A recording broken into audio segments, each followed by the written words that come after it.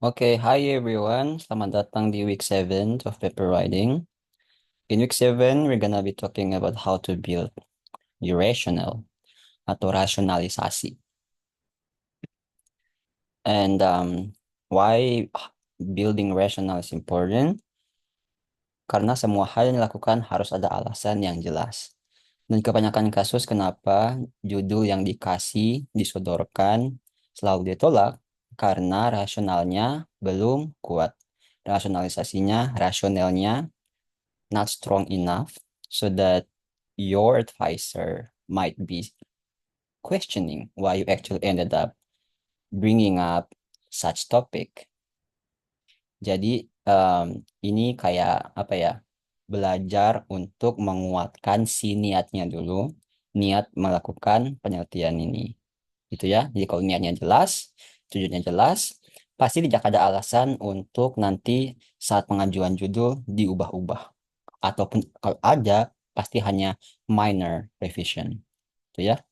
Entah judulnya saja kah, atau metodenya saja dan lain sebagainya. Oke.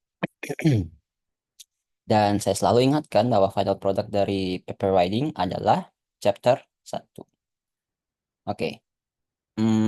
Pertama, the importance of your research. Jadi untuk membangun rasional yang baik, you need to actually emphasize and highlight why it is really important to be done, gitu ya. Kenapa itu penting sekali? Untuk masalah penting ini, semuanya bisa berargumen ya, karena penting tidak penting itu sebenarnya bisa saja subjektif.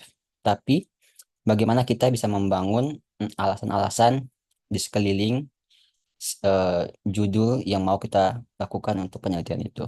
Jadi kalau em, judul kita jelas, alasan yang dikelilingi itu juga jelas, kenapa itu sangat penting, maka tidak alasan buat tidak melakukan penelitian tersebut. Ya, tentunya why now, why you, gitu.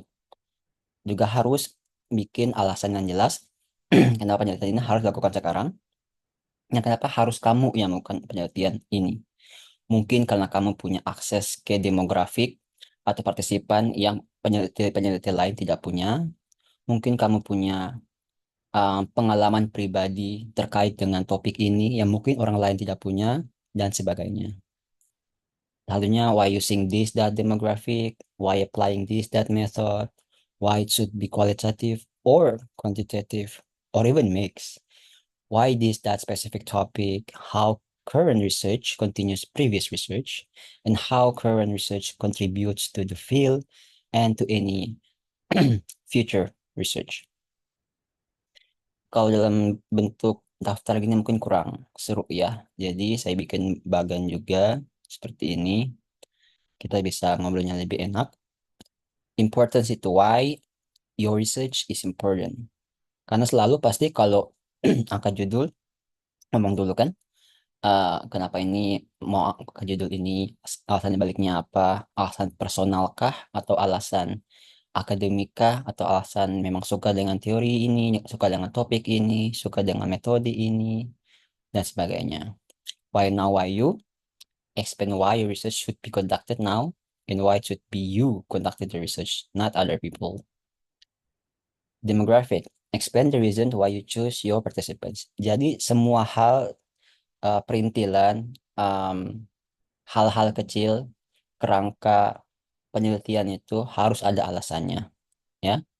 Jangan hanya karena oh saya bikin ini karena saya ikut penelitian terdahulu mereka juga bikin kayak begini. Jangan. Jadi semuanya harus ada alasan di baliknya supaya saat ditanya bisa dipertanggungjawabkan. Explain the reason why you choose your participants. Contoh, ada penelitian yang kebanyakan penelitian fokusnya ke mahasiswa, mahasiswa di kampus. Tapi dengan topik yang sama, mungkin mau menggunakan partisipan yang beda, kayak anak SMA atau anak SMP. Nah, itu kenapa begitu? Dan alasan-alasan itu harus dijelaskan. Itu menjadi rasional. Next is method and instrument. Explain why research is best to be conducted using this, that instruments. Nah, ini juga harus dijelaskan. Sepertinya saya sudah selalu singgung, entah sering atau tipis-tipis. Metode sama instrumen ini alasannya harus jelas, kayak saya ingin melakukan penelitian ini menggunakan kacamata qualitative research. Alasannya kenapa? Gitu. Kayak kalau ditanya terus diberikan tantangan begitu. Tapi topik ini kan biasanya cocoknya sama qualitative research. Kenapa qualitative? Kenapa kamu melakukan hal hal ini dengan kualitatif bukan kuantitatif? Nah, hal-hal seperti itu yang nanti bakalan dilawan dengan alasan sendiri. Terus juga mungkin suatu penelitian seringkali dilakukan dengan instrumen-instrumen pada umumnya seperti questionnaire dan lain-lain. Tapi mungkin di penelitian kamu tidak menggunakan instrumen questionnaire. Kamu melakukan hal-hal yang mungkin kurang umum. Dan sebenarnya semua itu dibolehkan dan sah-sah saja, asalkan alasan jelas. Kayak contoh, mungkin kamu pikir data collection-nya bakalan lebih efektif, bakalan lebih maksimal kalau tidak pakai questionnaire. Mungkin, ya, ini hanya sebagai contoh. Dan bisa dikembangkan lagi sesuaikan dengan instrumen kamu sendiri bagaimana. Ya, untuk menjelaskan dan menguatkan rasional dari penelitian kamu. Next, kualitatif, kuantitatif. Ya, tadi sudah sempat disinggung sini ya. Kualitatif dan kuantitatif. Why your research should be conducted qualitatively or quantitatively or even mix. Jadi ada orang yang bahkan dia tidak memilih dia mau jadi peneliti kualitatif ataupun peneliti kuantitatif karena dia merasa nyaman keduanya. Itu namanya mix. Jadi di dalam penelitiannya itu ada kualitatifnya, ada kuantitatifnya. Dan semua terserah.